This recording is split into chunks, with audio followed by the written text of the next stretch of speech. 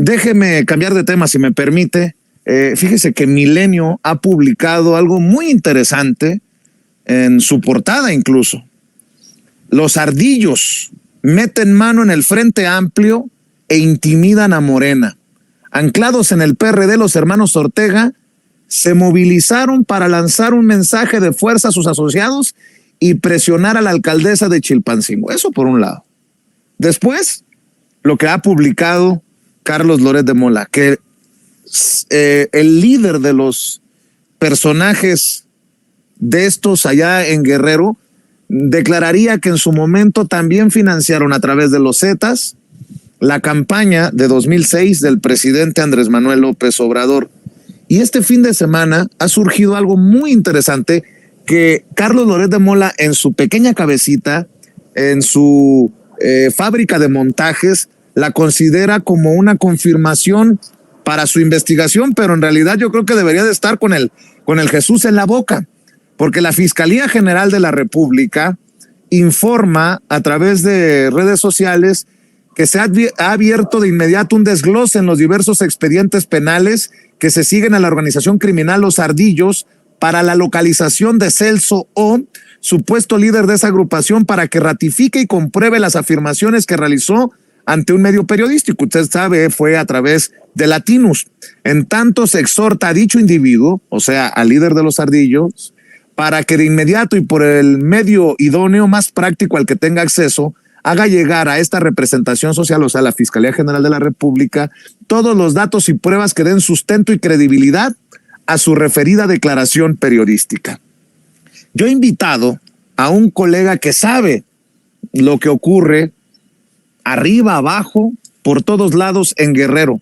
En su momento fue corresponsal de una revista que en su momento tenía gran prestigio, hoy periodista independiente, y quiero saludar con mucho gusto a Ezequiel Flores, un periodista al que admiramos, al que respetamos y quien seguramente nos ayudará a entender el nivel del montaje, si así lo considera, o de la investigación, como la cacarea Latinus y Carlos Loret de Mola. Ezequiel, ¿cómo estás? Te saludo con mucho gusto. Buenas tardes. Hola, ¿qué tal? Muy buenas tardes, Vicente, a tus órdenes. Tú fuiste por mucho tiempo corresponsal allá en Guerrero y tuviste que salir por la información que manejabas.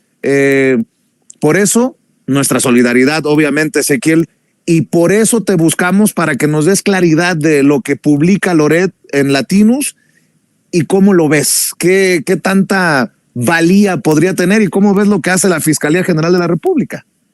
Sí, bueno, lo comentábamos, ¿no? En cuanto salió esta nota en Latinos, a mí me llamó la atención inmediatamente, después de ver el contenido, que omiten, bueno, primero se da esta declaración en un contexto político electoral, hay que ser muy, muy específicos en este tema, y lo que me llamó la atención precisamente fue eso, de que en la nota de Loret, de Latinos, pues no mencionan que el líder de Los Ardillos, Celso Ortega, es hermano del actual diputado local del PRD, Bernardo Ortega Jiménez. A este personaje lo he documentado desde hace varios años, cuando estaba en proceso, obviamente, y pues siempre ha habido los señalamientos en este sentido, porque este político pues ya está atrincherado prácticamente del Congreso local, y desde ahí opera y tiene un poder político muy importante, precisamente en la zona electoral donde opera esta banda delictiva de Los Ardillos, que es el municipio de Quechultenango y concretamente la zona de la montaña baja del estado de Guerrero. Entonces, este pequeño gran detalle, pues lo omiten en la nota, que es lo que nos permite también entender que la declaración lleva pues un contenido y una carga político-electoral en este contexto de la sucesión presidencial. ¿Tú qué crees que deba o que va a ocurrir? Porque me llama mucho la atención, tú sabes mejor cómo se mueven los hilos por allá en Guerrero, me llama mucho la atención que Latinus sí haya logrado establecer contacto con el líder o presunto líder de esta organización criminal, que es buscado por las autoridades de todos los niveles. O sea, resultó más fácil para el medio Latinos, que chingones investigadores tiene, periodistas de investigación, que las mismas autoridades, Ezequiel. No, hombre, Vicente, o sea, yo he entrevistado a líderes del narco allá en Guerrero y hay que ser muy claros en esto, o sea, siempre hay pues un acercamiento y un contacto previo para acordar este tipo de entrevistas. En la nota de Latinos, o sea, pues señala el reportero que iban en la carretera y fueron contactados. Eso, pues no es así. De entrada, eso ya no es creíble y demerita mucho el trabajo periodístico de esta empresa, ¿no? Insisto, se da en un contexto político electoral. Está el detalle, pues, de esta alianza del PRD, el PAN y el PRI, que es evidente que están buscando a toda costa, pues, estar señalando o poniendo esta etiqueta, ¿no? Que está muy presente en las redes sociales de narcopresidente. Pero pues el contexto ahí está, o sea, Guerrero, los líderes del narco, bueno, incluso hasta los sacerdotes, ¿no? Salieron este fin de semana también a informar que pactaron un acuerdo o hicieron una negociación para pacificar precisamente Chilpancingo, que es la capital del estado de Guerrero, y donde actualmente pues está pues se vive en una nueva guerra, lamentablemente. Es a mí lo que me preocupa. Yo estoy fuera del estado de Guerrero por estas luchas intestinas entre los grupos criminales. Yo salgo en abril de 2020, precisamente porque hice una radiografía muy completa de el perfil de los políticos, es decir, estos líderes delincuenciales no operan o no se mueven solos y siempre hay detrás o frente una imagen política.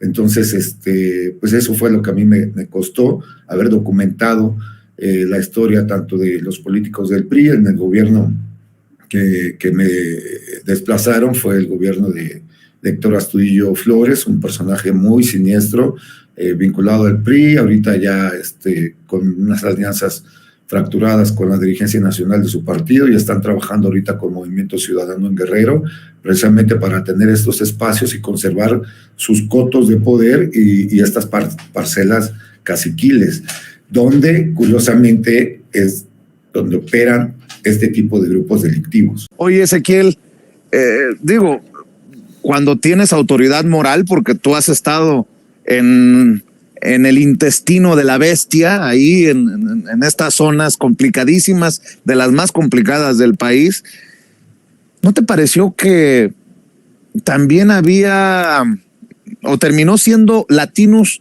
vocero de un grupo criminal o de un presunto líder de un grupo criminal, al no preguntar cosas tan básicas como cómo, cuándo, dónde y por qué? Las básicas. Creo que nada más le jugaron a proyectar lo que querían o lo que se pactó que se proyectaría o se publicaría, sin cosas muy pues básicas. Yo insisto en esto, ¿no crees? Sí, no, fue muy evidente, ¿no? Insisto que la declaración de este líder del grupo delictivo lleva una carga político-electoral, más allá de aportar pruebas, datos o evidencia que pueda ser analizada y como estamos viendo ahorita, pues que la Fiscalía está ya abriendo una carpeta de investigación. Vamos a ver qué reacciones se dan, y lo que me llama la atención es de que pues hasta el momento Loret de Mola no reconoce lo que es públicamente ya muy conocido, que detrás de este personaje, de este líder del grupo delictivo, pues está un político que ha tenido pues todo el apoyo electoral, político electoral, en la zona donde opera el grupo delictivo. Entonces, eso no se puede omitir y sirve para entender qué es lo que está pasando y el juego político electoral que están ya pues orquestando este tipo de grupos, ya no solamente delictivos, sino políticos y empresariales. Oye, Ezequiel, si un periodista no tiene credibilidad, no tiene nada, estarás de acuerdo, ¿no? Pues es lo único que tenemos, Vicente. Bueno, pues ahí te va. Dime tú, ¿cómo entender este papel de Loret de Mola, si es que le queda algo en este sector del periodismo, de la comunicación en México. Dice, para el Universal, escribió en su columna, nada lo ridiculizó tanto como el desmentido desde dentro. 4 horas después de los gritos de narcopresidente que inundaron el Zócalo, la Fiscalía General de la República revivió el expediente contra el líder de los Ardillos. ¿No que era un montaje? Pregunta Loret de Mola en Twitter ante esto que informa a la Fiscalía General de la República de que se ha abierto de inmediato un desglose en los diversos expedientes penales que se siguen a la organización criminal Los Ardillos para la localización de Celso O, supuesto líder de esa agrupación, para que ratifique y compruebe las afirmaciones que realizó ante un medio periodístico. ¿Quién debe de estar preocupado ante esto que anuncia la Fiscalía? Yo diría que esos que armaron la investigación, más allá de que el presidente pueda estar preocupado porque andan buscando al líder criminal para que ratifique lo que le dijo a Latinus. ¿O tú cómo lo ves, Ezequiel? Pues me llama también la atención el seguimiento de esta nota. Latinus justifica los señalamientos y confirma la identidad del personaje a través del testimonio de un sacerdote de allá del estado de Guerrero. Ya ahorita fue el obispo de la diócesis Chilpancingo-Chilapa, ahorita se autonombra obispo emérito.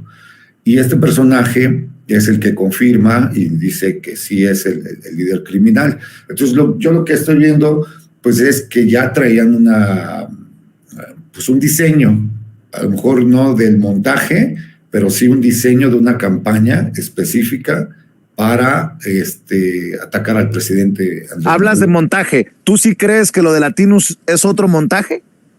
Pues yo lo veo, no lo puedo afirmar así, pero si analizamos una imagen que se dio a conocer hace unos meses, donde aparece este líder delictivo con la alcaldesa de Chilpancingo, Norma Otilia, difiere en el aspecto fisonómico y la estructura corporal con el personaje que presenta Latinus. No estoy diciendo que no sea el mismo. El obispo Rangel, él menciona que sí es Celso Ortega, pero se ven algunas diferencias entre ambos personajes que aparecieron en distinto momento.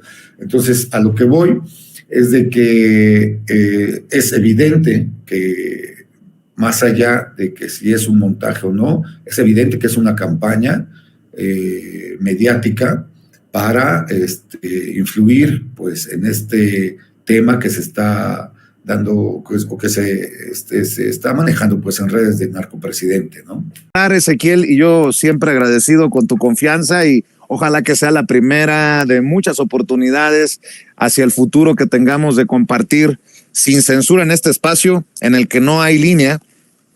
Déjame preguntarte, porque tú conoces estas zonas complicadísimas del país.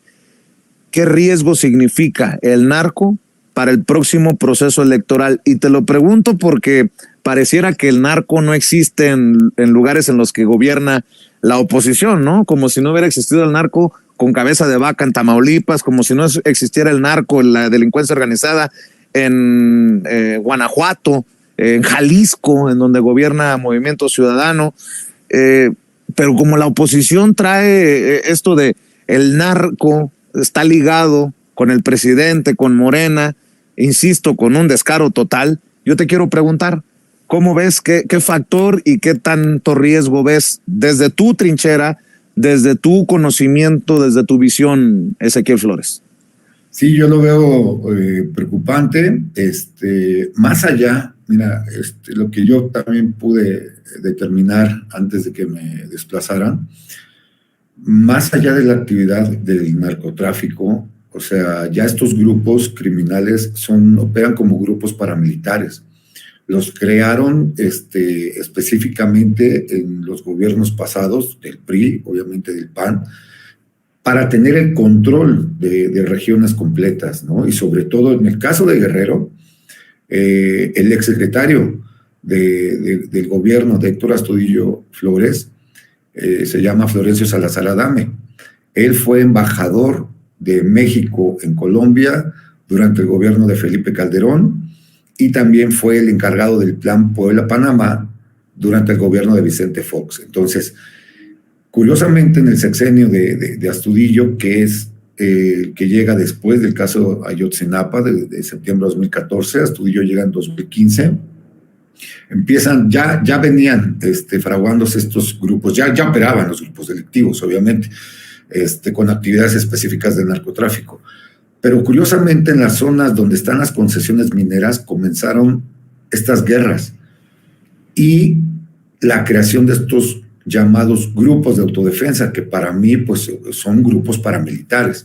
Entonces dejó el gobierno de Astudillo toda una estructura de grupos paramilitares al estilo de Colombia en Guerrero, que sí vuelven muy delicado el contexto en el que se está ya desarrollando la sucesión presidencial.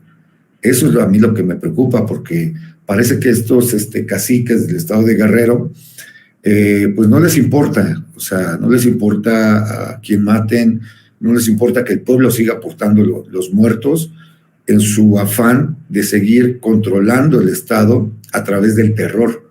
Ahorita el gobierno del estado es de Morena, lleva 2 años aproximadamente, y han estado constantemente estos grupos vinculados, vuelvo a decirlo, con personajes de la política, en este caso del PRI, del PRD, con estos brotes de violencia, con una intención clara, pues de desestabilizar. Hay que recordar, Vicente, la historia de Guerrero, pues es muy trágica. Aguas Blancas con Rubén Figueroa Alcocer, le costó la gubernatura. Pero ¿dónde está el exgobernador? El exgobernador Rubén Figueroa Alcocer sigue operando y sigue teniendo control político en el PRI y en regiones del estado de Guerrero. Llegó Ángel Aguirre a cubrir ese interinato en la época de Aguas Blancas. Si te das cuenta, desde hace más de 20, 30 años, son Ángel Aguirre, Rubén Figueroa, ahorita actualmente Héctor Astudillo y Manuel Añorbe, que es el actual senador del PRI aquí en la Ciudad de México. Bueno, por Guerrero, pero está aquí en la Ciudad de México. Entonces, estos 4 personajes prácticamente son los que han estado administrando el Estado durante los últimos 20 años. Y ellos crearon y dejaron asentada esta estructura de paramilitares en todas las regiones, que sí vuelve delicado, insisto, la antesala de la sucesión presidencial, porque si estamos viendo ya estos señalamientos de narcopresidente al actual mandatario, Andrés Manuel López Obrador, ¿qué esperamos en las regiones en donde están precisamente operando estos grupos delictivos, Vicente? Buen punto, Ezequiel. ¿Dónde podemos seguir tu trabajo? ¿En dónde andas en redes sociales, querido Ezequiel? Y ojalá que nos sigamos conectando para hablar sin censura. Claro que sí. Bueno, en redes sociales me encuentran como Ezequiel Flores, ahí en X, y ahorita pues estoy enfocado más bien yo tengo un proceso penal abierto en contra del grupo paramilitar que me desplazó, que actuó en contubernio con el gobierno precisamente del priista Héctor Astudillo Flores. Entonces, pues estoy más enfocado. Afortunadamente tengo las medidas y las garantías del mecanismo de protección a periodistas. Yo estoy pues refugiado prácticamente en la Ciudad de México. Aquí es donde pues estoy comenzando de cero, ¿no? Desde hace 4 años, porque pues me partieron todo, ¿no? Completo. Ya tú conoces a varios compañeros que estamos en esta situación, y entonces pues ahorita yo estoy enfocado en este proceso penal, y sí me preocupa que ya directamente están utilizando a estos voceros del crimen para incursionar ya directamente en temas político-electorales, Vicente. Pues aquí tienes las cámaras, los micrófonos, las puertas siempre abiertas en Sin Censura, Ezequiel, y yo te agradezco que hayas tenido la confianza para hablar de este tema tan delicado en este espacio libre como el viento. Por lo pronto te mando un abrazote y me dio mucho gusto saludarte.